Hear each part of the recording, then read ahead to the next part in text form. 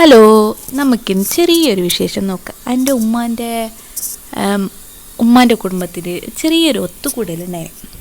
അങ്ങനെ നമ്മൾ എല്ലാവരും അവിടെ പോയിട്ട് അവിടെ കുറേ ഉള്ളിലൊന്നുമല്ല, എന്നാലും കുറേ പുരയെല്ലാം കഴിഞ്ഞിട്ടായിട്ട് താഴെ നല്ല തോട്ടമെല്ലാം ഉണ്ട്. അവർക്ക് തെങ്ങിൻ്റെ വെളുപ്പിൻ്റെ അവിടെ വെള്ളച്ചാട്ടം അങ്ങനത്തെ എന്തെല്ലാം ഉണ്ട് അവിടെ ചെറുതായിട്ട്. അപ്പോൾ അവിടെ ചക്ക, മാങ്ങ അങ്ങനത്തെ കുറേ മരമെല്ലാം ഉണ്ട്. അങ്ങനെ നല്ല മധുരക്കുന്ന ചക്കയുണ്ട്.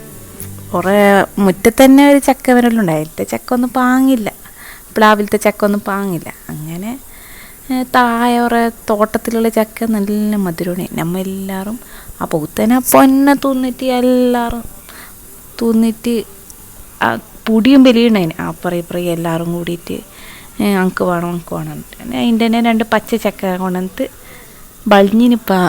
ബളിഞ്ഞിനെ എല്ലാവരും കൂടിയിട്ട് കറി വെച്ച് എല്ലാവരും തൊല്ലി എന്നിട്ട് അടുപ്പിട്ട് പുറത്ത് തന്നെ 2-3 കല്ലിട്ടിട്ടായിട്ട് അടുപ്പിട്ടിട്ട് വിറലിട്ടിട്ട് കത്തിച്ചിട്ടായിട്ട് മോള് ഉപ്പ് ഇട്ടിട്ട് ചക്കനെ പോകാൻ വെച്ച് ബട്ടളത്തിൽ തന്നെ വെച്ച്, ചെറുതിലൊന്നും വെച്ചാലാ.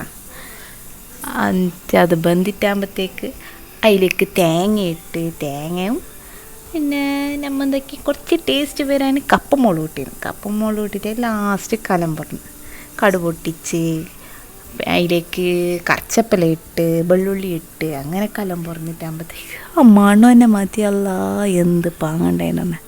അങ്ങനെ അമ്മ എല്ലാവരും തിന്ന് ഒരു എന്തെങ്കിലും ഒന്ന് ബാക്കിയായിനെങ്കല്ലേ എല്ലാം തീർന്നു. എത്ര ബിയ്യം തീർന്നെണ്ണ ആ ബട്ടളത്തിലുണ്ടായത് ഫുള്ളും തീർന്നിട്ട് ആടെന്നെ എന്ത് ബട്ടളമല്ല പഠിച്ച് എല്ലാവരും പൊടിയും ബലിയാക്കും ചെറിയാക്കും എല്ലാവർക്കും വേണം. അപ്പോഴത്തേക്ക് ചക്ക ഒരു കട്ടൻ ചായയും ആക്കി, നല്ല കട്ടൻ ചായയും ചക്കയും തോന്നും. അപ്പോൾ ബായ്.